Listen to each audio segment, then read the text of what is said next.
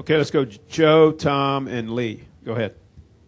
Joe Menzer, NASCAR.com. Jimmy, you're good buddies with Brian Vickers. This is the last race that he ran last year before he had his medical issues. I mean, you just talk about the year that he's, what he's been through, and did that kind of, wake up everybody in the sport a little bit to, I mean, you can just be doing anything, I guess, and all of a sudden have something like that happen. Yeah, I know it did me with being around Brian and looking at someone that was, to the eye, certainly young, but healthy and in shape and having those issues. It was spooky for a while, and in the beginning there was some hope, and we'll find out what the problem is and why the clots are taking place. And then there was a dark period there where they didn't know why, and all the tests came back negative from a hereditary standpoint, all these other issues. And I think that's when it really hit him, which would have been probably midway through his year off or three-quarters of the way through his year off. He didn't have a solution. And that's when I really saw Brian looking hard in the mirror and trying to figure out what was he going to do. I mean, all of us drivers, racing is us. I mean, that's what we're defined by. It's what we've always done. And then Brian's sitting there at a point wondering if he's going to be on thinners the rest of his life and if he is going to go back to the sport that's defined him as a man. So I know he went through some really tough times, and glad to see him back. He's shown some great runs this year, and hopefully those guys can get some luck going their way and get some good finishes. Go Tom, Jensen, Lee, Spencer. Go ahead, Tom. Jimmy, Tom Jensen, Speed.com. Last weekend wasn't the first time you made chicken salad. You've had bad nights. Charlotte last year, I think you spun in the opening laps and came back, finished second or third. You had the Atlanta race a couple years ago where you finished second at the very end.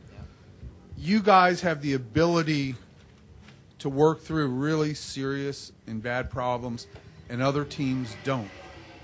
How come you guys can do it? Is it you? Is it Chad? Is it the combination of being together for a long time? And is that the defining competitive advantage you guys have, that you can work through this where maybe other teams can't? Yeah, I mean, we didn't really know this about ourselves, and if that race was 100 laps shorter, we were right in the middle of our meltdown and wouldn't have had time to rally back. We've always found that longer races suit us and just work better for our team from an opportunity to win a race, or even from an opportunity to take a 30th place car to the top 10. So it's just within us somewhere. It's kind of in our makeup and our DNA.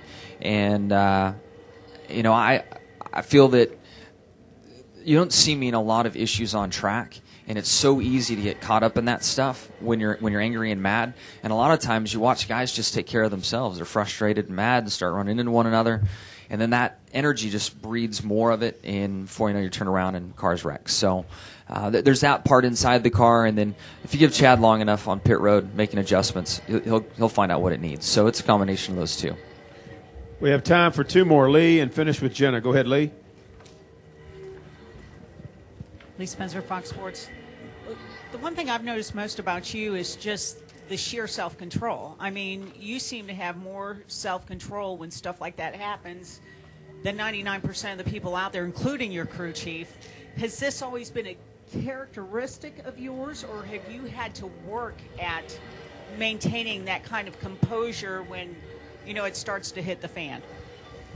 I think it's a characteristic, and I felt like I was completely out of control last weekend, and maybe I wasn't in comparison to other drivers in the way they act, but as I said earlier, my fun meter was pegged. I was so mad inside the car that anything would send me into a tailspin. So I'm happy to hear that, and I am in control.